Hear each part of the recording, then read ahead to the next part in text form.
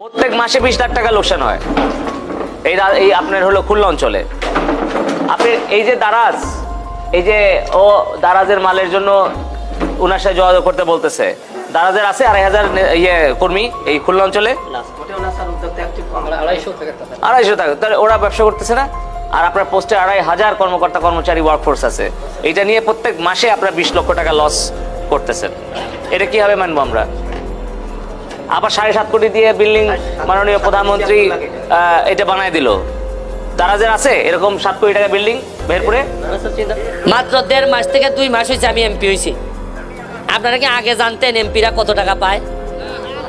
এখন পর্যন্ত আমি গত 2 সপ্তাহ আগে পাইছি 2 কোটি, এর পরে পাইছি 2 কোটি, গত পরশুদিন খবর পাইছি আমি পাইছি 25 কোটি, মোট 29 কোটি টাকা। প্রত্যেক মাসে 20 লাখ টাকা লোকসান হয় এই আপনার হলো খুলনা অঞ্চলে।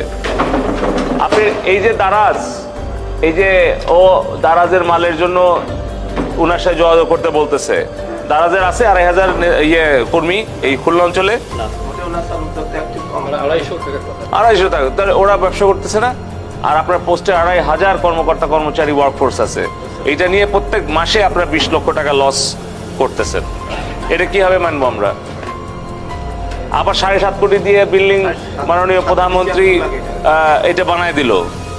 দারাজের আছে এরকম 7 কোটি টাকা বিল্ডিং মেহেরপুরে। চিন্তা করতে পারবে না, চিন্তা করতে পারে কোনো প্রতিষ্ঠানই নেই। ব্যাংকগুলো এত ব্যাংক তারা তো তাহলে আপনি এখানে বলতেছি যে এই ইনফ্রাস্ট্রাকচার, এই ওয়ার্কফোর্স, এটাকে একটা বিজনেস মডেলে দাঁড় করায় আমরা সেবাটা বাড়াবো। এই তো সিম্পল থিং। স্যার এটা মূলত কিন্তু কারণ হচ্ছে যে এখানে পোস্টমাস্টার যে আছে, ওই মনে করেন যে এটা কেন লাগাইতে পারছে, কারণ পোস্টমাস্টারের বেতন ফিক্সড। এখানে মেহেরপুরের যদি উনার এই সেন্টারে আয় কত, এই অফিসের আয় কত প্রত্যেক মাসে উনি জানে না? আপনি বলেন না কেন 1,64,000। তাহলে এখানে 1,64,000 টাকা আয়, আপনার এখানে ব্যয় কত? এই কারেন্ট বিল, হ্যাঁ, আর আয়, তাহলে বুঝেন তাহলে ঘাটতি কত? তাহলে এটা সেবাদানকারী প্রতিষ্ঠান না? আর এই একই ধরনের সেবা দিয়ে তো এসে পরিবহন দ্বারা যারা লাভ করতেছে, তাহলে এখানে আপনার এত বড় বিল্ডিং এদের নাই। তাহলে আমার কথা হচ্ছে যে ওনার যে বেতন, আপনার বেতন কত?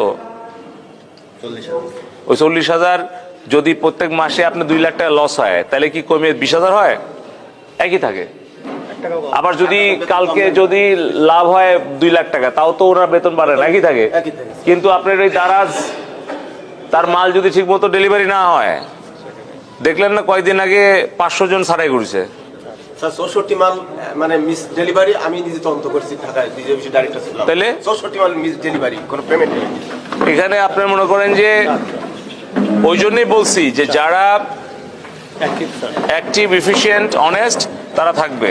স্যার এটা মূলত আমাদের ই-কমার্সের মালামাল এখান থেকে ডেলিভারি। আপনাদের কোনো ওভারসি মনিটরিং নাই, যার ফলে এই অবস্থা।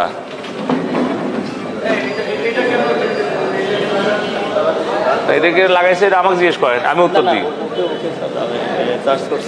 আমাকে বলেন কেন লাগাইছে, আমি উত্তর দিই, ব্যাখ্যা দিই। কালকে সকালে আবার আসবো নি, আমি আইসে আমি দেখবো নি আছে কিনা। স্যার এখন এটা দ্রুত এটা রিমুভ করে এখন আপনি আমাকে। আর এখানে নৈশ কে কে দায়িত্ব পালন করে? নৈশতে মূলত আমাদের 3 জন সাপোর্ট স্টাফ থাকে স্যার। একজন অপারেটর থাকে স্যার, একজন হচ্ছে মেল ব্যাগ বন্ধন করে, একজন ক্যারিয়ার থাকে স্যার। 3 জন দিয়ে নৈশটা আমাদের চালু আছে স্যার। শুধু নৈশ। খুলনায় কয়টা আছে নৈশ?